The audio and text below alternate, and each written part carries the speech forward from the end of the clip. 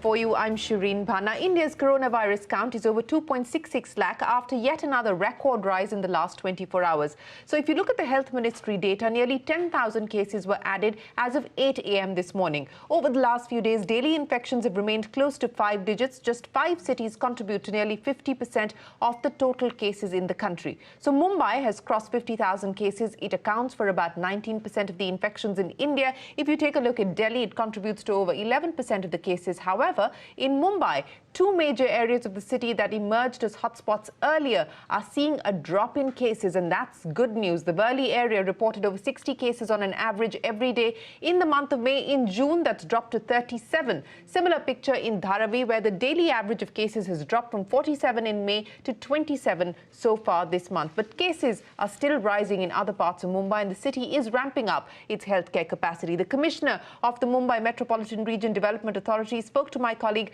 Alisha Sachdev about the plans to expand capacity at the special COVID hospital in BKC. See, around 28th of April, Honorable Chief Minister called me and said that, can you build a hospital of 1,000 beds immediately? Immediately means they also didn't have any idea how many days we will take to build a facility. But he said that as soon as possible. So we took it as a challenge, knowing fully well that Municipal Corporation of Greater Mumbai was facing a very tough job of providing people beds in this city. Number of cases every day. That time was around 500, 600 coming every day, but now it has gone beyond 1,000, sometimes 2,000 or so. So the situation, we understood the urgency of the situation, but we were not part of the COVID management per se in the city. We are the infrastructure authority. So we build bridges, we build metros, we build flyovers, we build roads, but we had never constructed a hospital. So from that point of view, it was a big challenge, but we understood the urgency and thought that since we were insulated from management in the city per se, we were a little bit free. We were working from home certainly, but we were free to manage, to plan and execute it. So we took this challenge, and we took help of Jupiter Hospital, which is a private sector hospital. We knew people there, so they came and pro bono, they started helping us. Their architect also came to our help, and we planned this hospital. And in next 15 days or so, we started work on 2nd or 3rd of May and handed it over on 16th of May to Municipal Corporation straightway. This is a temporary facility which we have created with German technology of tents. Then we never thought that we will have to face cyclone Nisarga, which started threatening the whole structure itself. But fortunately for us, Nisarga passed just touching Mumbai, and we faced a wind velocity of 80 kilometers. And that our structure could sustain, and it's safe. It's very, very safe. So then with the second facility that you have created, which also has some ICU units, what is the sort of admission rate also that you're seeing? What is the daily number of patients that you're admitting now? And the first hospital that you had was catering largely to patients with either no or about mild symptoms. So is this a facility that will also cater to patients who have more severe symptoms, or will it continue to only admit patients with mild symptoms? Well, phase 1 was specially made for semi-critical patients. So those who require isolation facilities, like people coming from slum areas, they cannot isolate themselves at their home. So they need space to go to isolation. So this facility, first facility, was created keeping in mind the slum people in phase 1. But now administration, the state government, they realized that there has to be an ICU attached to it, so that when the situation worsens for certain patients, you can immediately shift them to the ICU. So the phase 2 basically is coming up with 108 beds ICU facility with 1 unit of dialysis also attached to it, where 16 to 18 beds of dialysis will be there. So this ICU facility, and along with that, so completely around 2,000 beds we will be creating. Out of that, 108 beds will be ICU, and then around 20 beds will be dialysis facility, and rest of them will be 50% oxygen and non-oxygen facilities. So this becomes a completely COVID dedicated hospital, full-fledged hospital, spread over an area of almost 8 to 10 hectares. Right. So you said this, of course, is a temporary facility that has been constructed because there isn't enough capacity in the existing medical infrastructure to handle all of the patients that we currently have. Going forward, do you think that there would be a requirement to actually augment this capacity that you already have? Are we looking at a phase 3? See, what has happened that at phase 3, even if government is certainly looking to create more and more capacity, because Mumbai, as one of the most densest, one of the most congested place in the country, lots of 1.3 crores to 1.5 crores population is there in the city.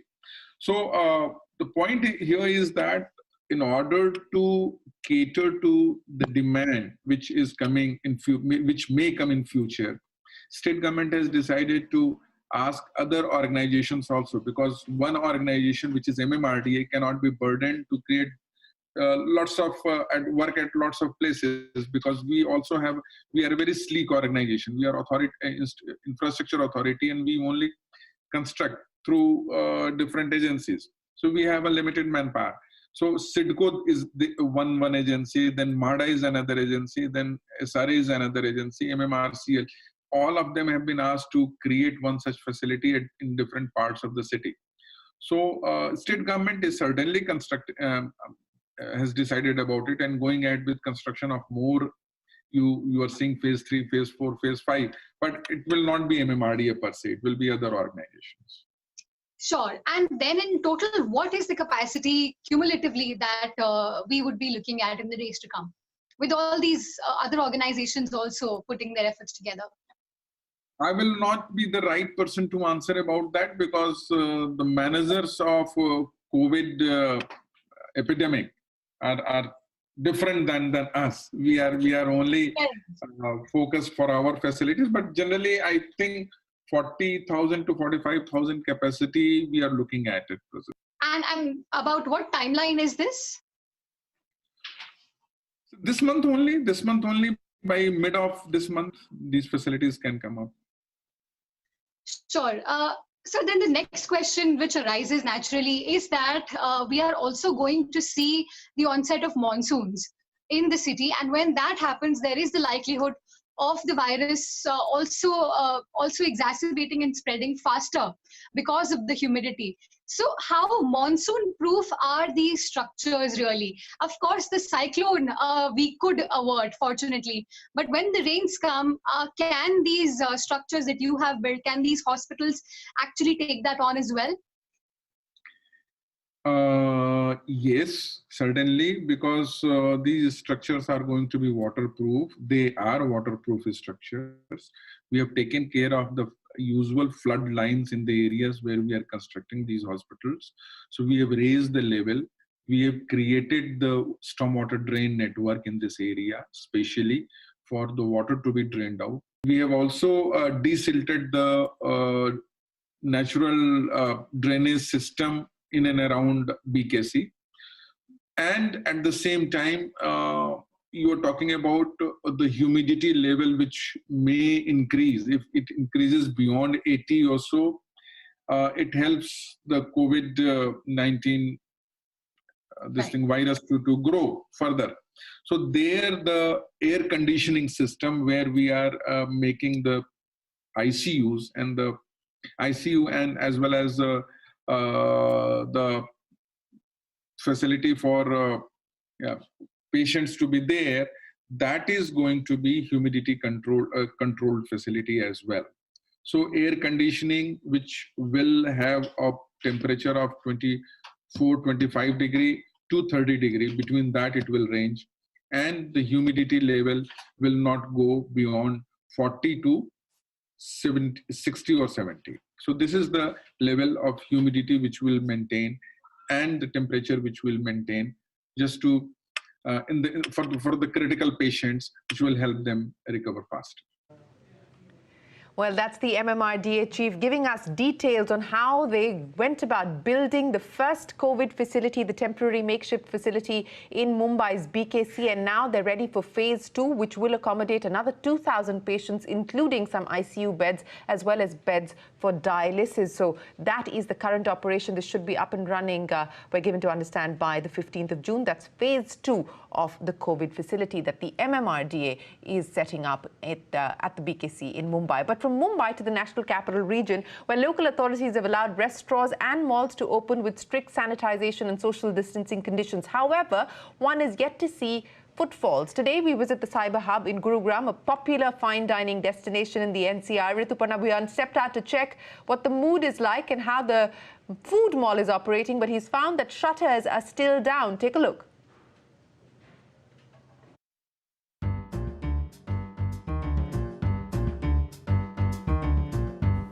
This is where the Millennium City parties. Yes, I am in Cyber Hub, Gurgaon. This is the day 2 of Unlock 1 for restaurants in NCR region. So how has the response been in Cyber Hub, Gurgaon? Let's find out.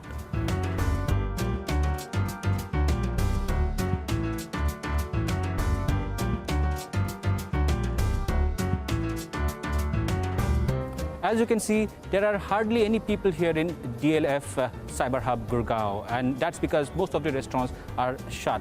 And they'll continue to remain shut till the restaurants have a clarity on a sustainable revenue model.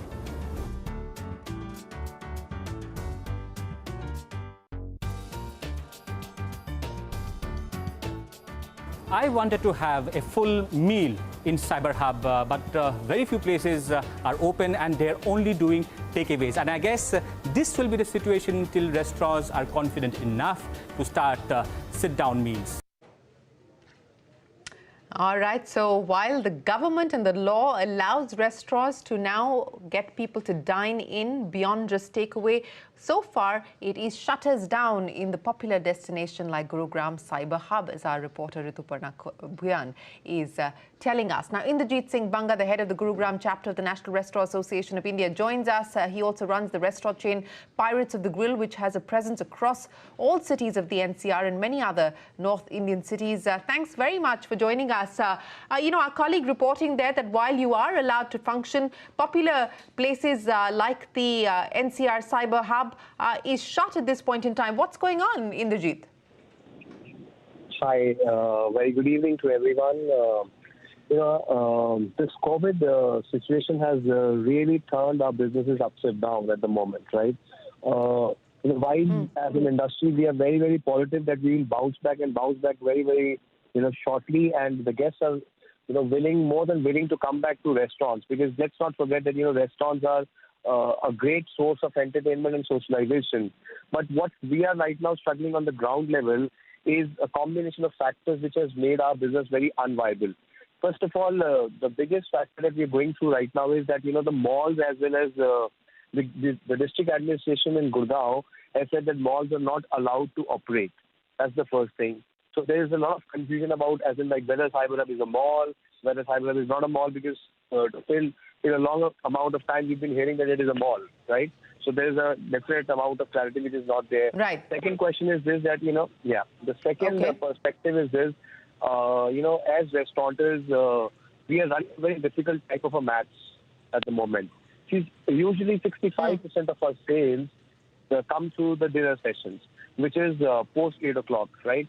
Now, as per the MHA guidelines, right, we can't operate restaurants post 8 o'clock, right? So 9 o'clock is the closure time, so which means that people will have to vacate the restaurants around 8 so that we can wind up our operations and our staff can leave back, right? Now, that takes away almost like a 65% of, Now, once we take that 65% out, the 35% that we are left with, which is our maximum lunch sales potential, again, we have, social distancing norms, which have been, given to us by the various, by MHA and other, It means that we are looking at operating around a 50% capacity, which at the max gives us around a sales possibility of around 15% to 20%. Now, with that type of a scenario, right? Okay. The bars being closed today, social dining is about a drink and food together. Specifically in millennial cities like Gurgaon and Delhi, right? We need a combination of drink and food, make it happen. Now that part is also out of the equation, because the MHA says that as for the first, So guidelines. Inderjeet, if I hear what you're telling me, you're saying the 9 p.m. curfew restriction, the fact that you're not allowed to serve alcohol, bar operations have to remain shut. In areas like Cyber Hub, you're saying that there is a definitional issue whether this falls under a mall or not. With all of these restrictions, are you telling me that it's unlikely that we are going to see restaurants open anytime soon? Do you believe a majority of restaurants will continue, at least in this part of the country, will continue to be shutters down? See, the thing is that, we have been speaking as an organization, as an association, we have been speaking with DLF, and we hear, they are trying to come out with a formula wherein, a sort of a situation can arise where we don't bleed to our death. We as restaurants, we all need to understand that we are a very, very cash-intensive business, right? And with the type of, post-COVID mood amongst and with these restrictions, we need a different type of an economics model for us to at least have a chance to revive and to survive back, right? Now that is a sort of what is this about then? Inderjeet, is this then really about renegotiating rentals with the mall developers? No, it is a combination of not clarity. See, malls are not the malls haven't given us the clarity as far as whether we can operate at the price levels that we were operating earlier. Right, there is no clarity from them. The government has issued the directives at the point that where it says that half of them is closed, half of them is not closed. So there are a lot of issues which need to be ascertained, and the whole circle needs to complete before we can things to move forward for us, for all of us. It's a combination of all of these things that we need to be. So sure, let me very quickly end by asking you, you head the Gurugram chapter of the NRAI. So in your assessment, what's the feedback? How many restaurants are willing to restart? And how many restaurants do you believe have the ability to restart? Are we looking at large-scale closure as well? See, I think it will depend upon, how well we all, the stakeholders, the key stakeholders, which are the restaurant operators, the employees, as well as, the landlord, right? Whether we can reach a right economic viability for all of us to, kickstart. We are very keen to go back to our businesses. We have already invested our hard-earned monies into our restaurants, right? Each of us have put in our share of, time and money to build in each of these restaurants that we're talking about, right? They are a part of our lives. Now, for us to take a decision to close them will be a very, very heart-wrenching decision. But if we find out that we do not have the means and the capability, we will be forced to shut down, and we don't want to shut down. Well, we hope that it doesn't come to that. Inderjeet Singh Banga, thanks very much for joining us here on Restarting India. That's the view coming in from restaurateurs who are trying to restart their operations across the National Capital Region in Gurugram in specific tough times for the restaurant business currently, not just here, but across India. Time for us to head into a break. Well, shopping malls across several cities have opened its gates to customers yesterday after a gap of more than 2 months. Several senior mall management executives came together as part of a roundtable organised by the Shopping Centres Association of India to take stock of the trends emerging on day one of the unlock plan. Mugdha Warrier joins us now. Mugdha, take us to the key highlights that have emerged from that roundtable. What are they telling you in terms of footfalls, in terms of offtake? Absolutely interesting highlights from that roundtable, which saw senior executives of several malls across the country. So, firstly, 250 malls of about 650 large malls, which are about 1 lakh square feet in space, opened up on Monday, and about 150 more will open up in the coming days, is what the industry was saying. Now, malls have opened across cities like Bangalore, Delhi, Hyderabad, and even in smaller towns, and they're seeing footfall of about a few thousand of customers on Monday. So, for example, Phoenix Mills in Bangalore saw footfall of about 2,000 customers. till 2 p.m. on Monday, and in Lucknow they saw over 1,000 customers. In Ahmedabad, the Ahmedabad one mall saw 2,500 customers come in, while the Phoenix Market City in Bangalore saw 2,500 customers come in on Monday. But really what is interesting is the traction that the smaller town malls really saw on Monday, including the customer spends in these malls. For example, the Junction Mall in Durgapur in West Bengal saw 3,000 customers walk in on Monday, and one customer in fact spent rupees 1.42 lakhs on purchases in the mall, is what the CEO said in the roundtable. So that's a big bill there.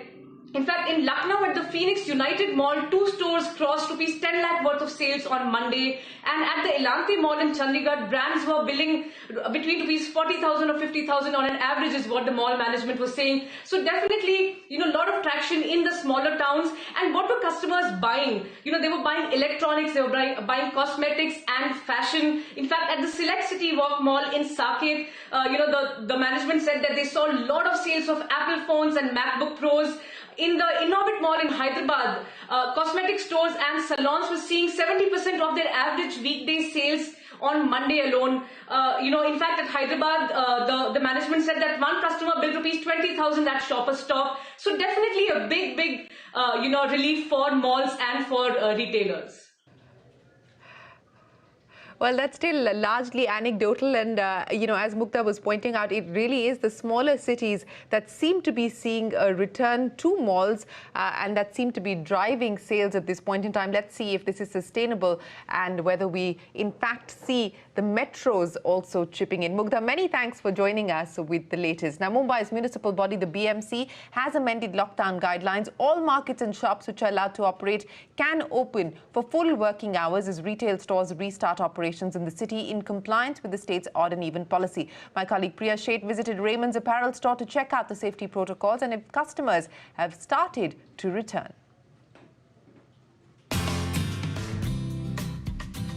Well, after close to 75 days, retail and apparel stores have finally opened doors to customers. Let's go and check out how the shopping experience pans out in this new normal.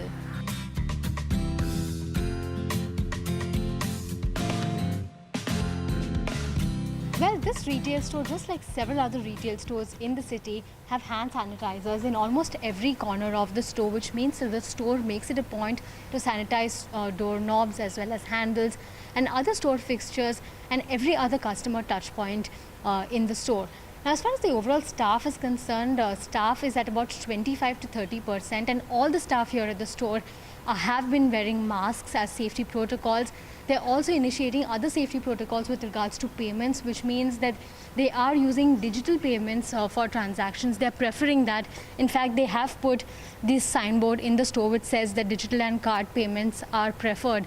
Now, if you talk about the overall customer demand over the last 2 to 3 days, stores have not been seeing very many customers come into stores. And that's primarily because customers even now are cautious of stepping out and in interacting with others. Now, we have with us the store manager here at the Raymond store, Karan Zuchi. Thank you so much for joining us today. Thank you. Tell us about the kind of footfalls that you've seen over the last 1 or 2 days. Are customers really coming to the store? There were some customers, but with very little sale, as the store has been open just for past couple of days. So first day only went about cleaning and sanitizing the stores. But we are very optimistic that in coming days we'll have more customers coming in, as we are in a process of informing the customers that the store is operational with all the safety measures that have been in place for them. Another big concern has been on the trial rooms. What is the protocol as far as trial rooms are concerned? Can a customer try out garments? Also, is return and exchange allowed here at your store? All the 3 points that you just mentioned is an absolute no-no right now, as we are complying with the Maharashtra government's compliances, which says there is no trials, no exchange, no returns, and we are informing that to the customers as well, and customers have been very understanding and they understand the... Right, so as Karan Zuchi mentioned that there are no discounts here at the store at this point in time, but several retailers are also avoiding any such custom fits or custom measurements at this point in time. For instance, Raymond has a made to measure, and the company has decided to sort of minimize contact with customers, looking at prerequisite sizes and existing sizes that they have of customers. So we'll really have to wait and watch how this pans out for stores, but retailers are optimistic that customers will return to stores over the next 1 to 2 weeks. Well, they're hoping that they will return to stores. So far, not that much luck. But let's head to Bandra now. My colleague Archana Shukla took a walk around one of Mumbai's most popular shopping havens to get a sense of how the first phase of the government's unlock plan is panning out.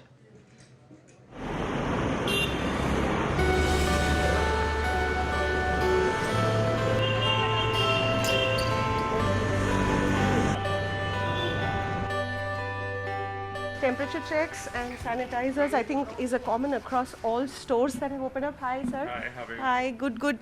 Since when have you opened your store? And We have just opened on the 6th because according to the BMC rules, we've got all the event dates. So 2, 4, 6, 8, 10. So we can open on all event dates. Okay. So today's our second day. And we have started with the customer flow, but it's really less. I think on the first day we had around hardly 5 to 6 customers coming on the first day, where we have a footfall of at least 150 on an average footfalls a day. And even the more bigger challenge than that is the staff, the workers, which we used to have it, and we are working at around 8% of the whole staff capacity, which we used to have it. I saw the boards that you've put up a sale sort of a thing. So is this an ongoing sale that was going on, or is it new post-lockdown that you started? What's the reason there and the kind of inventory that you have in your... The sale was on when we had a lockdown on around 18th or 19th from where the shop is shut. Because we need the sales, so we have to have this discountings going on so that we can carry on the proper sales with the store. So we'll be keeping the sale because we need the sale targets. We are not going to buy anything, I don't think so, for at least 2 months, because we want to liquidate the stock. We have to clear our dues.